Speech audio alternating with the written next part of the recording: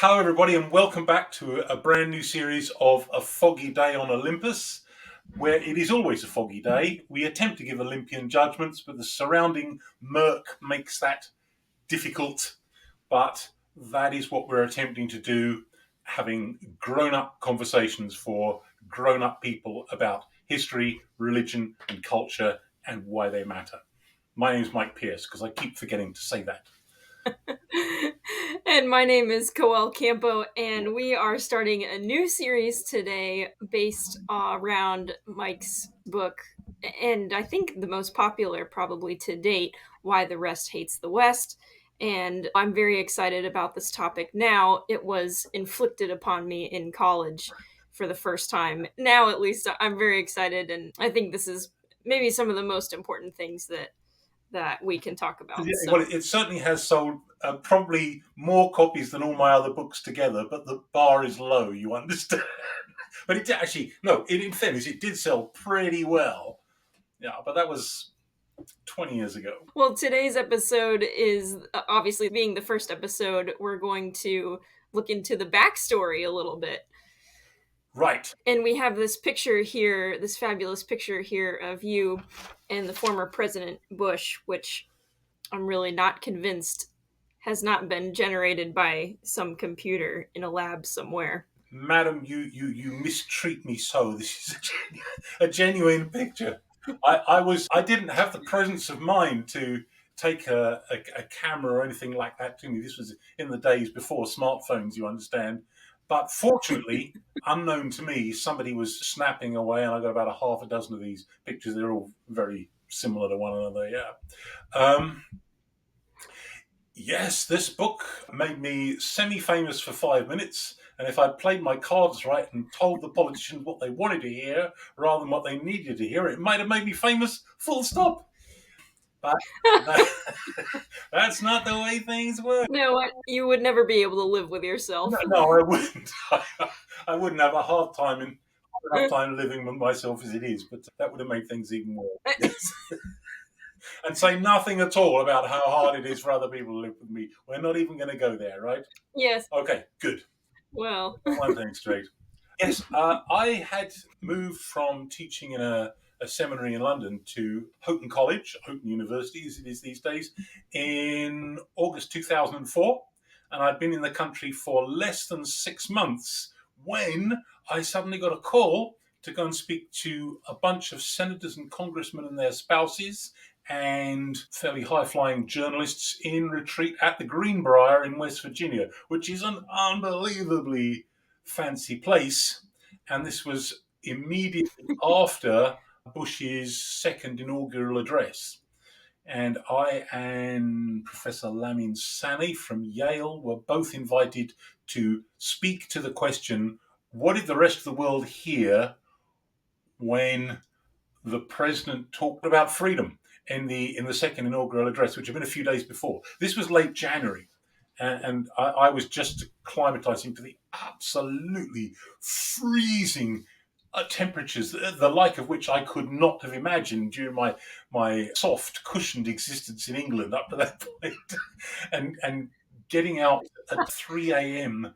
in minus 20, what is that in Fahrenheit? About zero, I think, something like that. And finding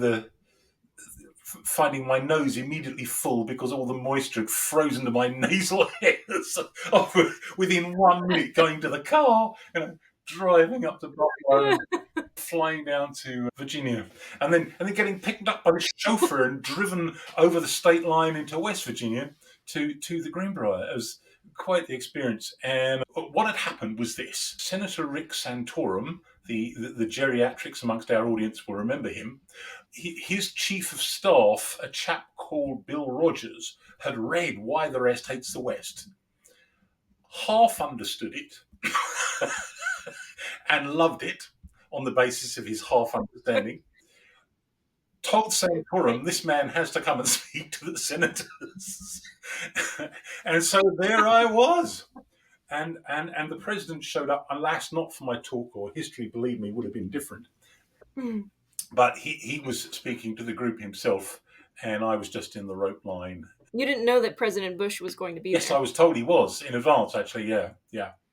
Oh, good. Okay. So yes, the leader of the free world and I had a totally meaningless conversation for about a minute and a half, in which neither of us really knew what to say, and then he gave his speech, and later that evening, I think it was, Sane and I got to speak to the senators and congressmen, and I didn't tell them what they wanted to hear.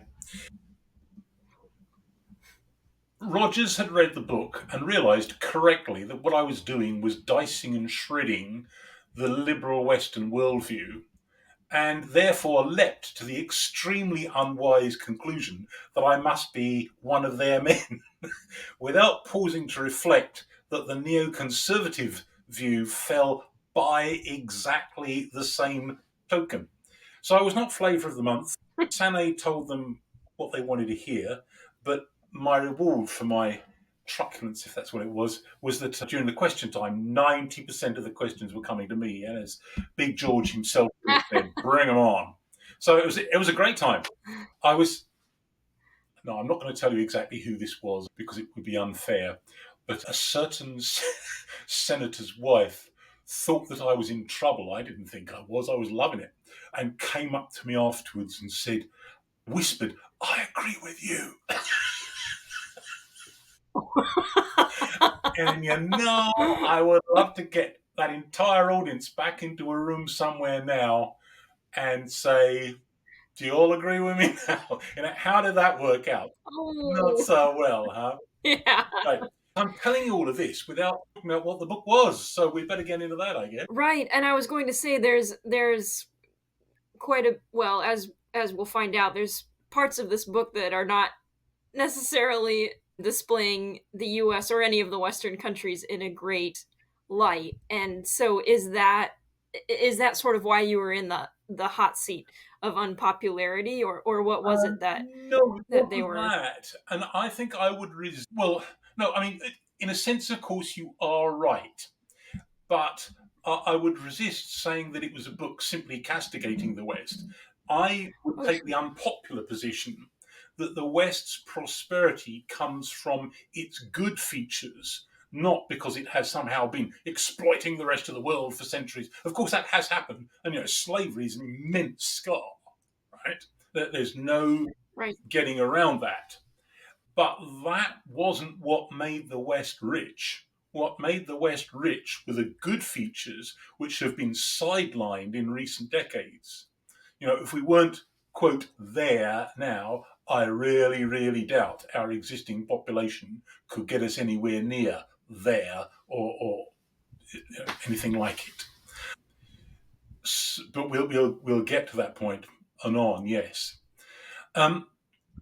Maybe what we should do is look at a little bit of the intellectual back history of this.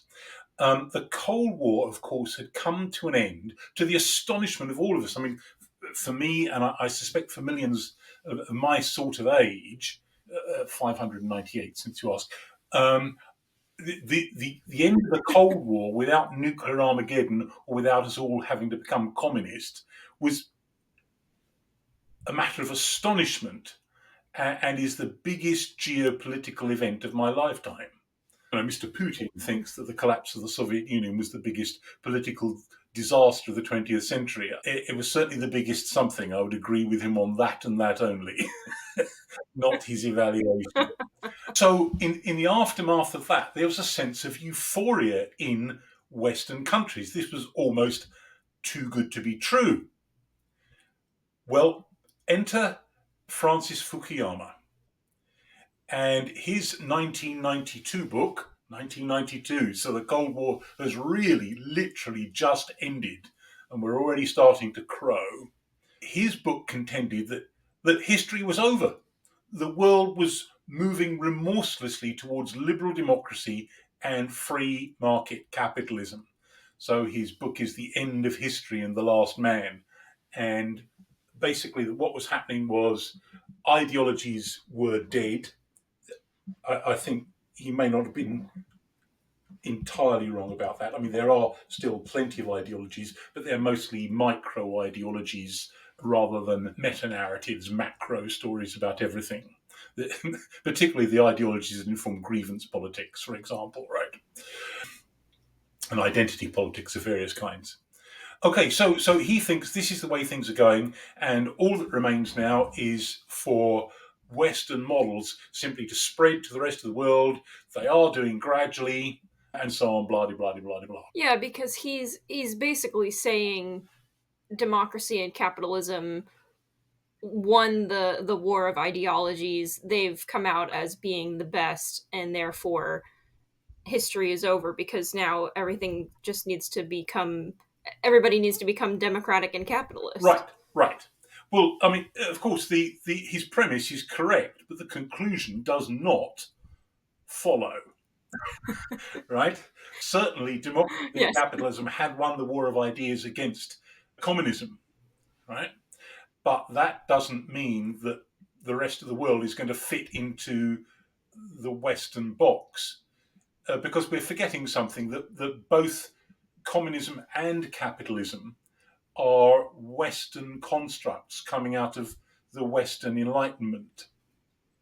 Now, what they have been able to deliver is absolutely unprecedented living standards. Mm. Now, this is one of the points at which Fukuyama's book, Huntington's, and we get to it in a moment, mine, are now starting to date, because it is by no means clear, to put the matter gently, that those living standards can be maintained.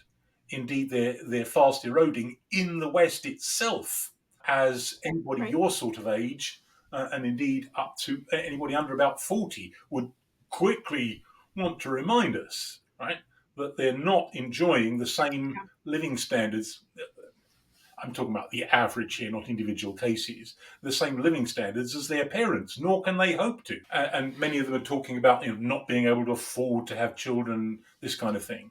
Again, a big subject we'll get on in a few episodes. And back to Fukuyama for a minute, I think sort of my favorite part of his hypothesis that makes me sort of laugh is that he's basically, what he's describing is a very linear view of history, which is also an extremely Western perception. Other cultures don't really view the world in this trajectory. Right. Yes, but this is something we dealt with in an earlier episode, which was about changing views of history. Yeah, that's absolutely right, of course.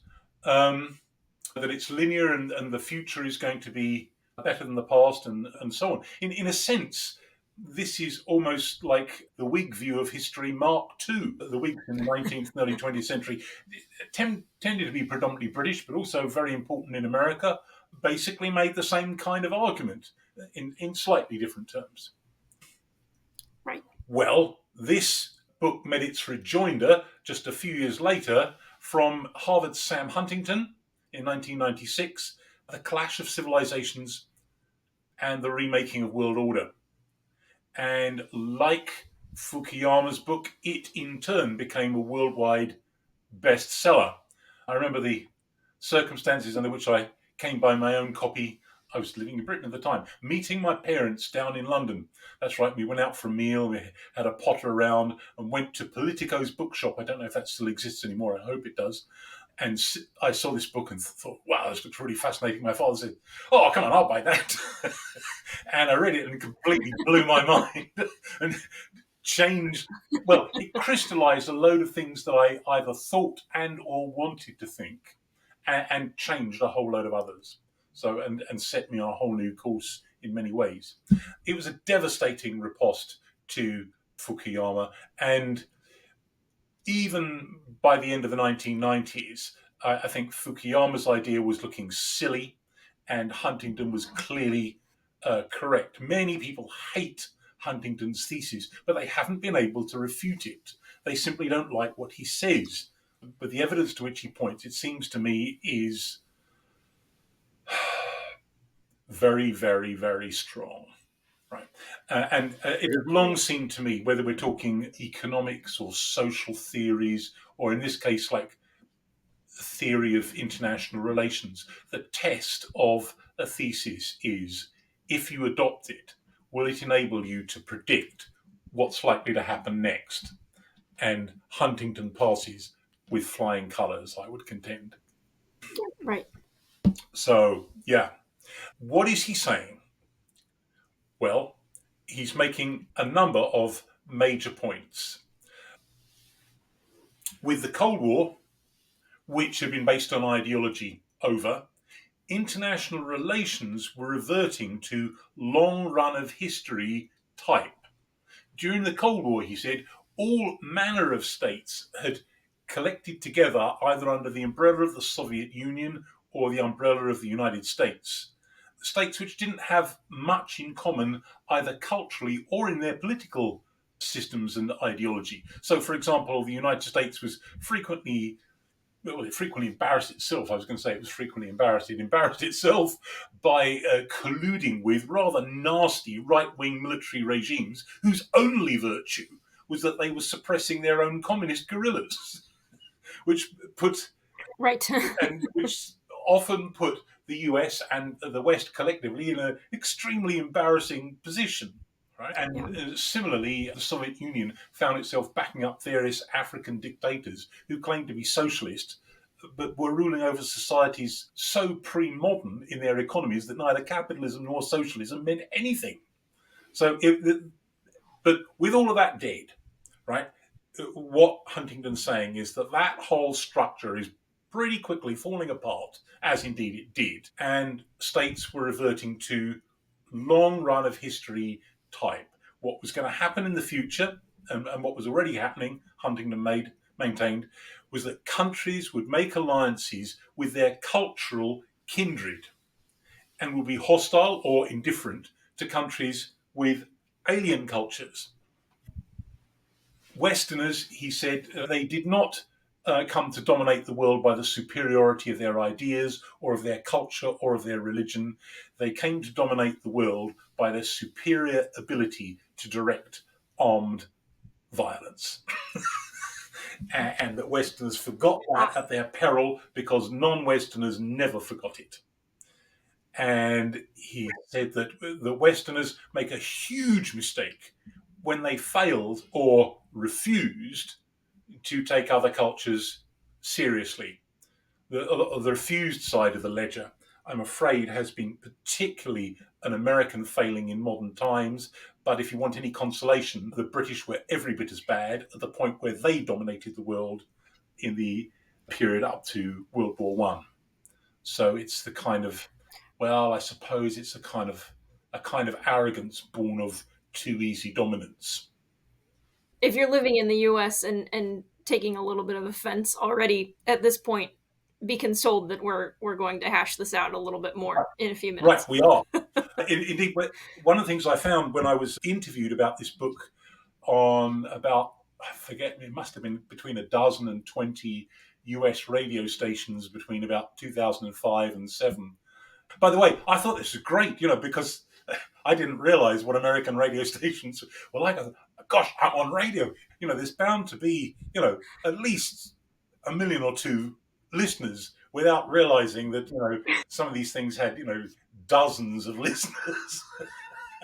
One I was interviewed on, when I was attending something like the American Christian Booksellers Convention in Los Angeles. And just after meeting up with Bush and the senators, it was the following month, in February, interviewed on some radio station out there, and I was told this was the biggest Christian radio station in the US. Wow. It had 10,000 listeners.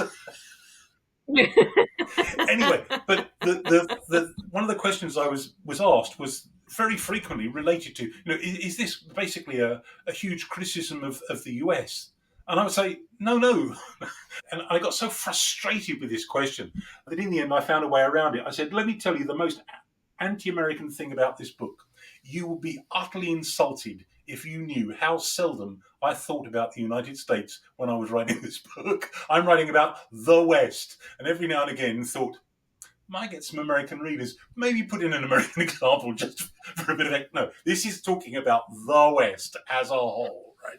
And we'll define what we mean by that following Huntington's usage in a moment.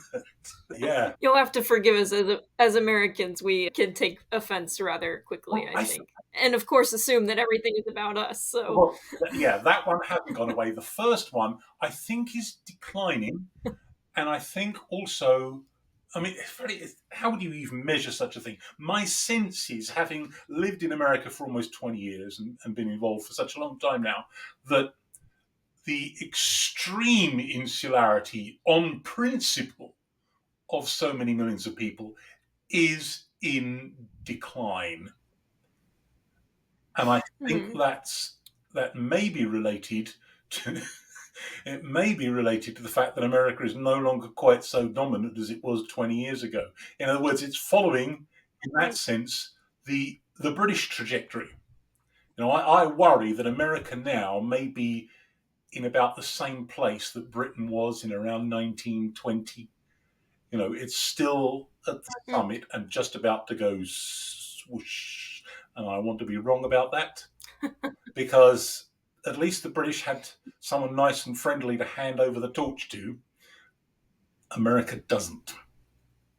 well, before we get to the end of the world, yeah. We're going somewhere with this, yeah.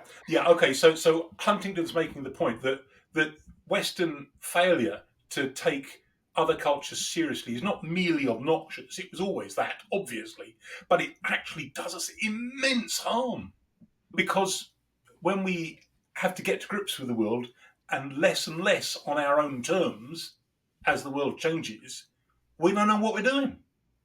Right? Okay, so he's making the point that in this new world for the future, wars were possible, even likely at cultural fracture zones. That is, where one major civilization rubs up against another. And civil wars in particular in what he called cleft states. And he held up Ukraine as a prime example. But he was also writing at the time, of course, of the wars in what had been Yugoslavia. And those fitted Huntington's analysis exactly, including some of the later developments after he had written, followed the script that he could have written for them. He wasn't recommending this, obviously, but he was saying this is the kind of world that we're now moving into. He also said that some, but not all, major civilizations had a core state, a country that was stronger than its cultural kindred, and to which those smaller countries looked for diplomatic and even military support. Let's consider one of the simplest examples of this, the Orthodox world, the Eastern Orthodox world. Basically, its core state was the Byzantine Empire, while that existed until 1453. And in modern times, that has devolved upon Russia. And if we look at the attitudes of ordinary people in Orthodox countries, including those that are tied up with the EU or NATO or something like that are supposed to look west, in fact, we find far higher levels of sympathy for Russia in the current conflict. And in Serbia, in the wars of Yugoslav disintegration, let's call them that, of the 1990s, than you would do elsewhere. So it's a core state able to provide military support and backup, or to choke back people who might seem to be getting too deeply or dangerously involved in conflict. For the West itself, Huntington suggested that, in fact, there were two core states of roughly equal size that cooperated most of the time, were never really in conflict, but were sometimes in tension, namely the US and the European Union. Of course, the European Union isn't a state, but it is at least an entity, let's call it that. Roughly equivalent size, economy, population, and so on. He argued that the Muslim world, Muslim civilization, one of the many reasons for its instability and its proneness to conflict was it didn't have a core state that was capable either of sponsoring or of restraining militant groups. So, for example, if we were an Islamist terrorist group, if we're not going to get the backing of Iran, well, maybe we'll get it from Egypt. And if we won't get it from Egypt, maybe we'll get it from Saudi Arabia. And if not from there, then maybe from Pakistan, and on and on. There isn't an obvious single dominant state. There are other reasons for the conflicts that the Muslim world has with everybody else, but that's one of them, one of the reasons for instability he suggested. Something that I want to go back a few minutes here. Something that really bothered me thinking about this now is that it does, going back to Putin, it does, if you follow Huntington's line of thought, it does really give sort of credence to Putin's campaign that Ukrainians, should be part of Russia. They're all kindred. They should be united.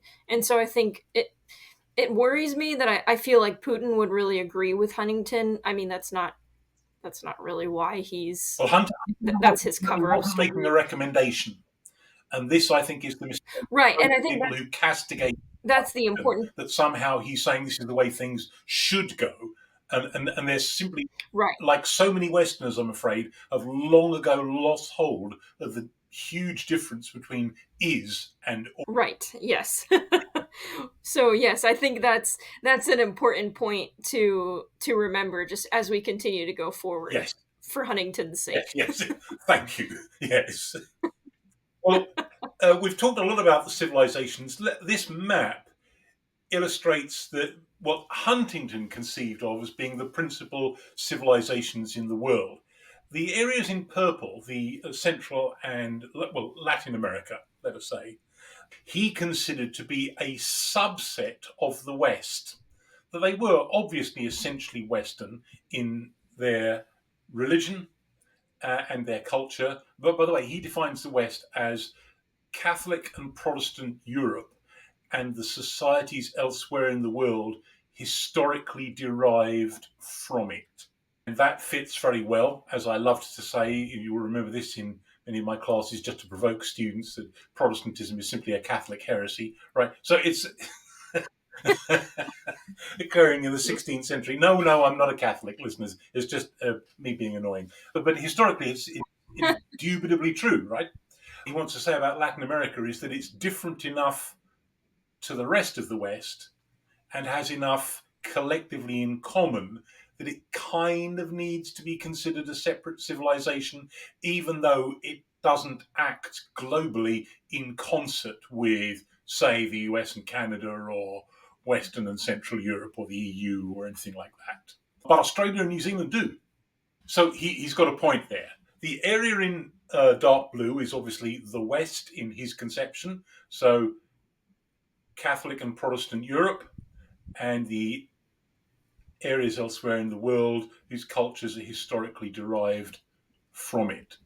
I'm not sure what that has to do with New Guinea, how that got to be that way. Anyway, I'm not going to follow that one. Right.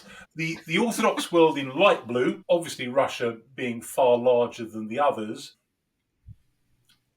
The Islamic world, which is geographically kind of central in a way. Sub-Saharan Africa, which has a lot in common, even though, of course, it has myriad languages, tends to be Christian and animist with some Muslim elements.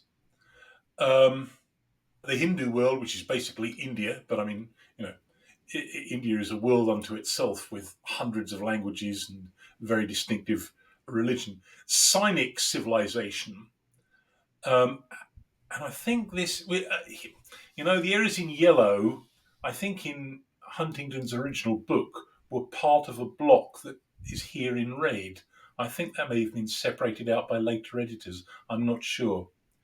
And Japan, he says, is like a single country civilization.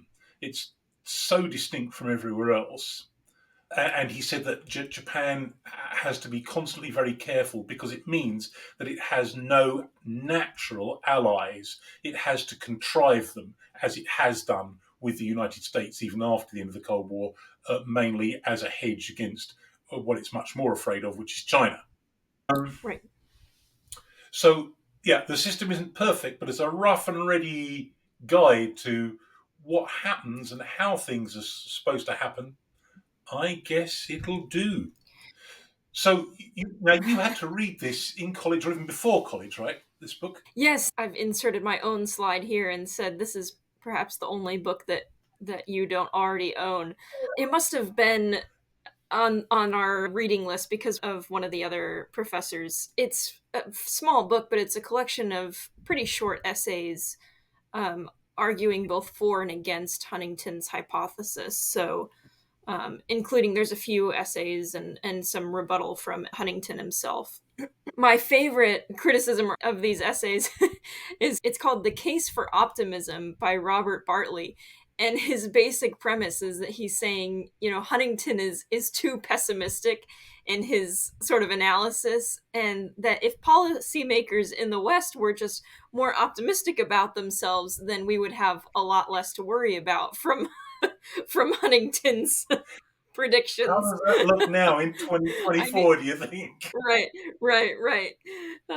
Yes. Well, he would probably say that that we didn't take hold of the optimism well. But anyway, what he's actually saying, he does make some good points that several of the other essays argue similarly.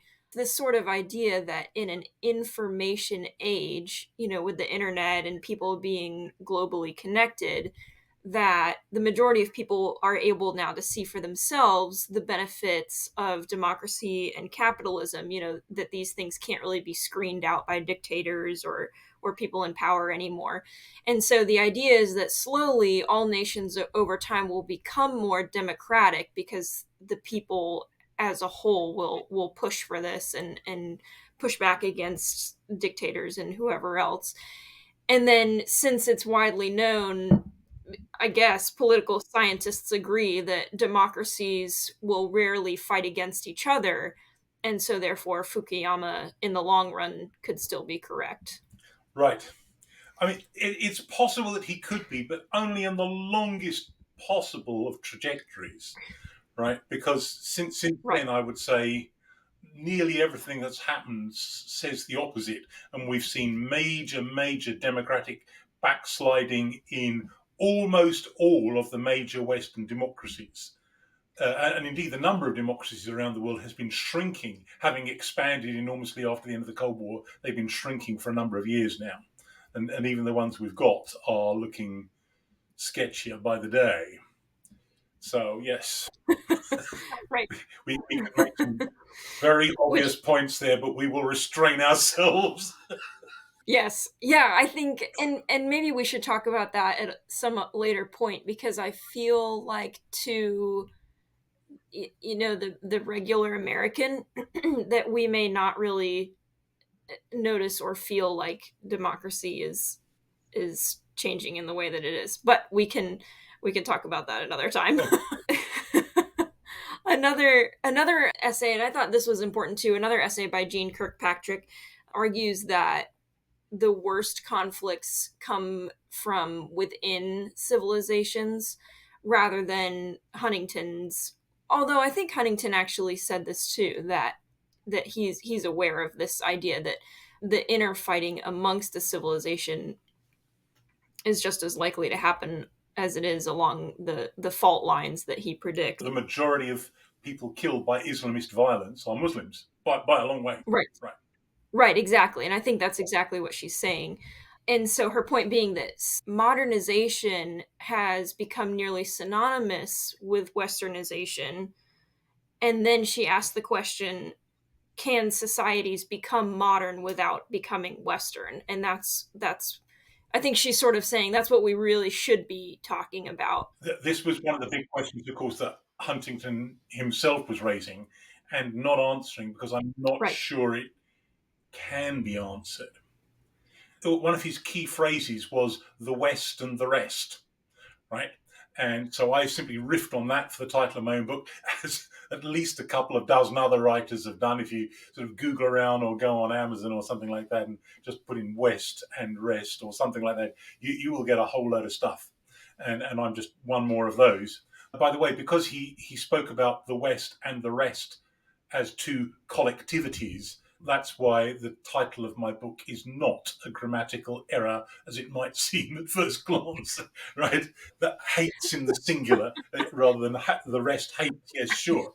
but this is the rest as a blob in the sense that he's talking about it. I mean, for me, Huntington's book gave me new grounds to hope and new grounds to fear. And I'm sure similar thought processes must have occurred to loads of people who read this. On the one hand, hallelujah, the world was not, after all, headed towards a featureless, uniform, universal shopping mall in which everybody spoke some variety of mid-Atlantic English and bought the same products from the same producer. It wasn't going to happen. Right? It wasn't going to happen. That kind of uniformity certainly is happening within some countries, but that's a battle for another day. But it's not happening globally. So that was good. But of course, the obvious cause to fear is, are we heading into an era of civilizational warfare? And it seems that we are. Now, if we're looking at the present moment, what we're seeing is that the West collectively is being challenged by a collection of the rest, states that have civilizationally little or nothing to do with one another. China, Russia, Iran. Each of them either core states or, in the case of Iran, at least a key state within three completely different civilizations that don't much like each other, that merely have a collective interest in trying to topple Western dominance, and indeed maybe they will succeed. So, yeah, well, my book was really an attempt to get to grips with some of the questions raised by Huntington, to make further comments, some of the things that he didn't say. So this was what I was trying to add to the discussion, to give an analysis of key Western ideas which, since the so-called Enlightenment, have come to dominate popular consciousness, such that they're held unconsciously by most ordinary people as common sense. Indeed, my first idea for writing this book back in the late 90s was, I got a title in my head. It was going to be called something like A History of the Obvious, The Roots of Western Common Sense. And it was those ideas which seem common sense to us, even though they're not. And then analysing where they come from. Right. And that didn't go anywhere, and no publishers were interested. And then 9/11 happened. And suddenly there was a lot of interest.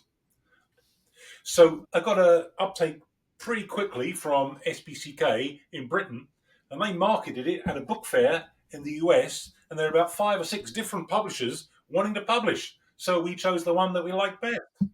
And this was the American edition was the result. They asked me so sweetly, Americans are a can-do people. Could you add an extra chapter at the end as to what we should do about all of this? And I just laughed and laughed. I mean, I did as I was bid, and wrote a final chapter, though with no gigantic conviction on my part. I said, I'm a historian. I deal in problems, not solutions. And since then, Right. since then, about 10 years ago, there's been a Macedonian translation. Zašto toliko napad kan zapad? Why so much hatred against the West? Okay, so look at some of those ideas and their pedigree, if you like, contrasting those with typical pre-modern ways of thought, and a focus on the extreme difficulty of, and the grief entailed in, navigating from the older patterns of social behaviour to the newer.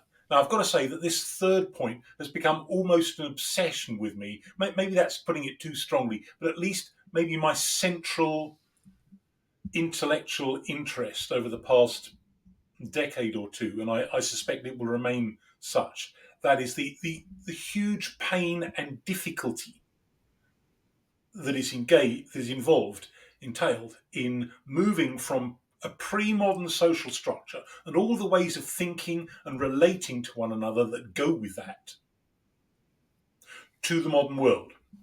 Westerners have the delusion that basically non-Westerners and our own ancestors were just like ourselves. We're like low-tech versions of ourselves, minus smartphones and cars and computers and aeroplanes and railways and so on. And of course, that is rubbish. This obsession of yours has nothing to do with the fact that you're going on nearly 600 years of age, right? No, nothing. Shut up.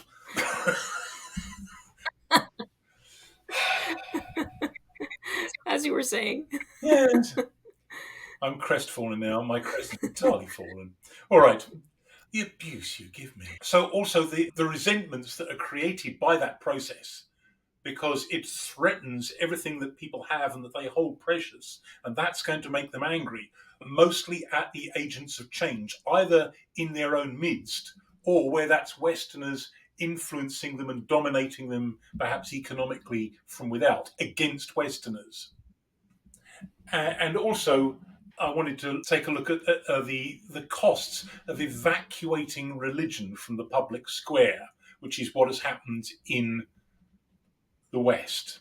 What we're seeing around the world, whether that's non-Westerners looking to change their own societies or engage with us, or non-Westerners coming to live in America or Britain or Germany or Sweden or somewhere, is them wanting our kinds of standards of living, as who would not, but without paying the gigantic psychic, that is, moral, emotional, spiritual price and social price that we have paid in terms of a completely atomized society, no rock solid, unwalkawayable, formable relationships, etc., etc.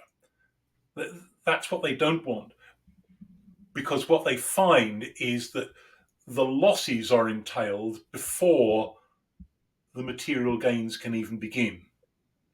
So from their end, it looks like a massive loss. The things that they rely upon, not just psychologically, but even materially. If you live in a pre-modern society, you actually economically depend upon a whole network of relationships, particularly an extended family, to survive. And to become westernized is immediately to blow all of that apart. There goes your security, to say nothing of all the other stuff. So that was the kind of stuff that I wanted to examine in this book. Now, what really got me going, I was already interested in this subject, what really got me going was coming to the Balkans. I like to say that the Balkans has taught me everything of importance I know, right? Coming here for the first time when there was war still basically going on, and interacting with students and listening to them and the way they talked about their families, the college authorities, the public authorities, rules and regulations, and which in ways that seem to make little sense to me or even seems kind of childish. And then the historian in me kicked in and realized, no, I have heard people talk this way before. In 17th century England. No, don't you start. I know what you're going to say. From my studies, okay? And that was the beginning of a revolution in my mind, realizing that Westerners who pride themselves on being cosmopolitans are the ultimate global hicks. They're the ones who are the exceptions and don't fit in. But because they've dominated everything so effortlessly with their incredibly brilliant economies as a result of, the outworkings of capitalism over several centuries and this kind of thing, they think that they don't need to take other cultures seriously. And then that constantly gets them into trouble. So this is really what the book's about. I think just on your last comment there that most, again, I can only speak for people in the US, but in my, very small sample of people who live in the US, I don't think that most of us would agree with that statement that, oh, we don't take other cultures seriously. I mean, there's this huge push, especially nowadays, for recognizing other cultures and celebrating their, you know, their heritage and where they're coming from. Um, yes, I can see that you have some things to say about this. Go ahead, go ahead. Just that many people would disagree with you that, oh well, we're actually very tolerant is the buzzword that we use now. Or you know, you could point to the fact that the US has been like a big melting pot, and maybe that's not a great phrase to use anymore, but just that there are so that, look at all of the wonderful, all of the cultures that can coexist within the US. Okay, here's my answer to you. I give an example of a clash between certain bishops, some Western ones, with views that African bishops found completely unacceptable, and the Western liberal bishops lashing out at the Africans for being uneducated, which they certainly weren't, actually. Okay, and by the time I'm done commenting on that specific, here comes to the generality. This is the irony and emptiness of multiculturalism. Tolerant, open Western cosmopolitans can get along with anyone, anywhere, on one condition: that they be westernized cosmopolitans like themselves. Non Western values, or even Western values of more than a few decades ago, are simply not welcome at the table of discourse. And that discourse had better be in English. Knowledge of that tongue by non-Anglo-Saxons is taken for granted, while knowledge of other languages by Anglo-Saxons themselves is suspect as elitist.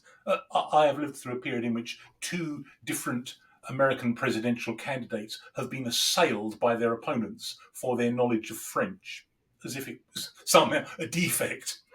All right.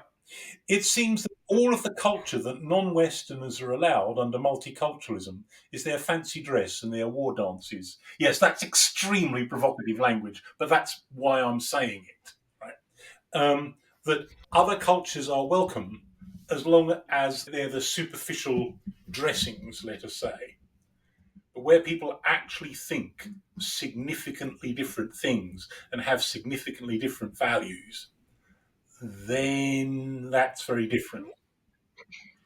Now, I mean, I don't protest that sometimes that we insist that immigrants into the West conform to the ways that we behave here and accept as controlling assumptions, Yeah. our controlling assumptions. Finally, they are guests, just as we would be were we going to live there.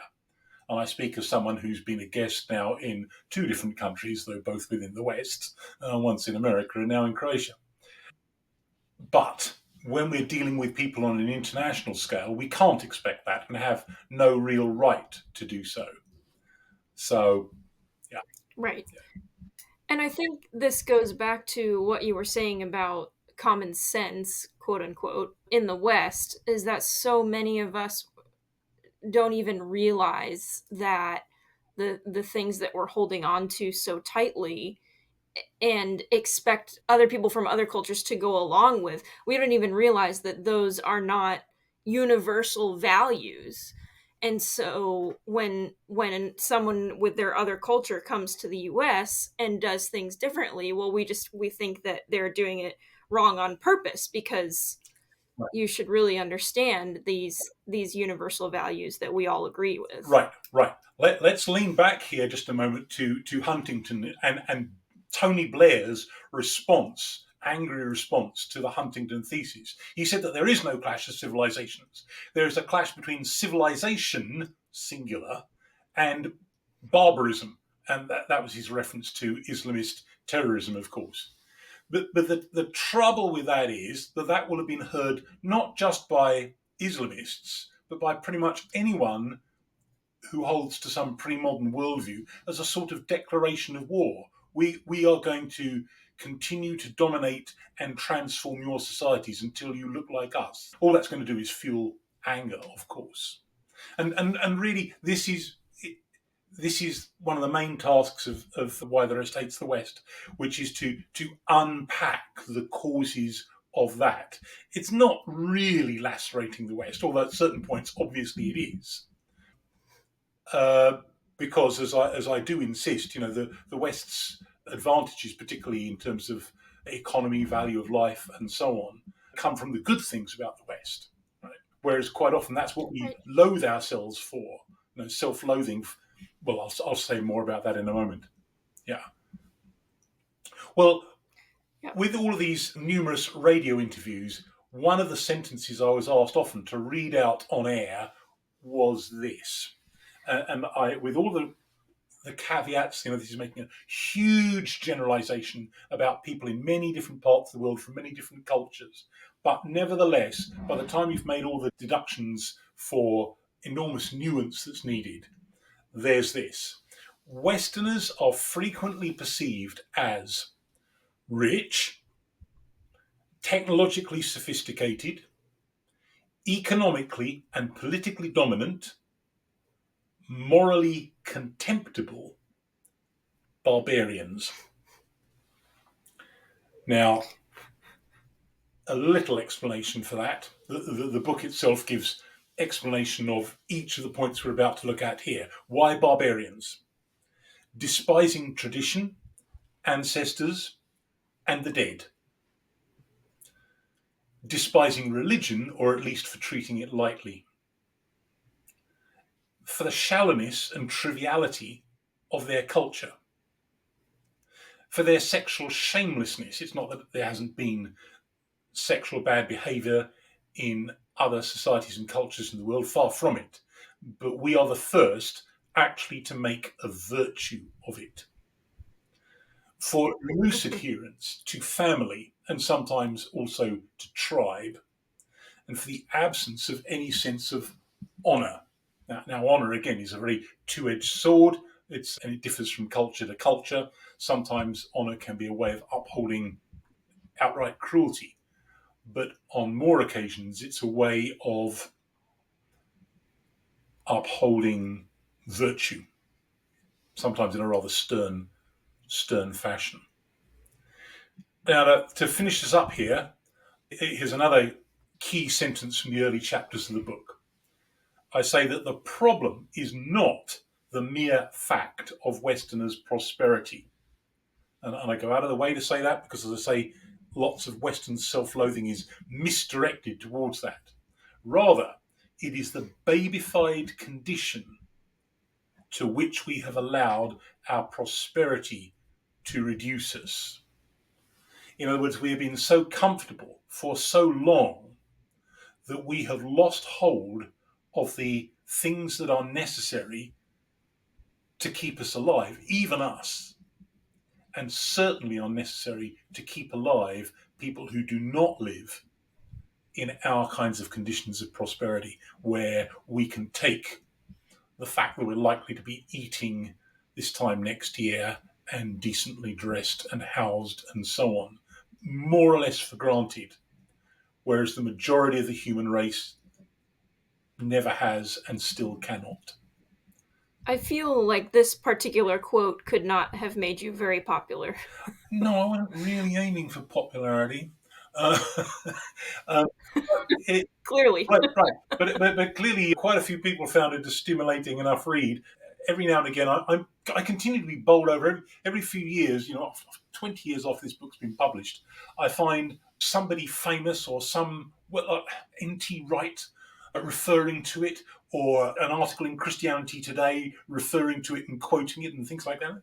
Okay, well, it clearly it rattled a few cages in the right places. I mean, I would want to emphasize, if anybody rushes out to buy this, and please do, that the first couple of chapters will seem a little out of date because it's written in a world dominated by Blair and Bush and the 9/11 terrorists and so on.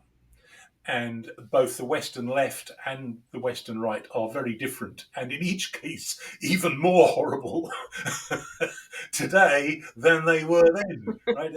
In some ways, the left then and the right then look like the good old days, or at least merely naive. So, yes. Well, I highlight, and we're not going to talk about these at all now because we're out of time. But I mention these as a trailer for coming episodes. 4 key Western distinctives, things that are recent forms of consciousness and ways of talking and structures, even in the West itself, that we now take for granted and don't naturally fit into human societies. They have done in ours, but not naturally, and they've taken a long time. And we could make positive and negative evaluations, or a little of each about all of them. But democracy, which certain school syllabi notwithstanding, does not go back to Greek city-states in which 40% of the population were slaves and half of the rest were women and so didn't get to vote. Human rights, which I shall contend in the most contentious chapter in the book, is simply an 18th century word game. They don't actually exist. And outside of the West, apart from a few westernized elites, nobody actually believes in them. And even those westernized elites outside the West probably don't believe in them, but have learned to speak our argot in order to get on with us. The impersonal state, the idea of a state that has it has an existence separate from whichever office holders are currently entrusted with running it, either at the top or all the way down to the local policeman. And national identity, which rabid nationalists, one kind in America, another kind in the Balkans, but both woefully mistaken. These are modern ways of thinking. The word nation goes all the way back. You can find it in the Bible, but it's much closer to tribe, actually, family of families. But anyway, in the sense that we have it now, is not important for most of history. It's become so only recently, and is certainly not synonymous with a state. Right? Nation is a form of consciousness in your head. But anyway, these are all things. These are dragons to be slain in future episodes, and we will get onto them. Yeah, so if you're grumpy and disgruntled by what we've said so far, you should keep listening. And if you agree with anything that we've said so far, you should also keep listening. Exactly. And if you're grumpy and disgruntled, don't but certainly keep listening, but don't let that restrain you from making rude comments on YouTube or Spotify or anywhere else. They're not abusive ones. We will not put up with that, right? But if you really want to take issue, we'll do so. But don't be surprised if the points you want to make are actually addressed in the book itself, or we address them in the next few weeks' episodes. So, yeah. Well, thank you for staying with us, people, and we shall talk to you again 1 week from now. Well, and so it's goodbye from me. And it's goodbye from her. Bye-bye now.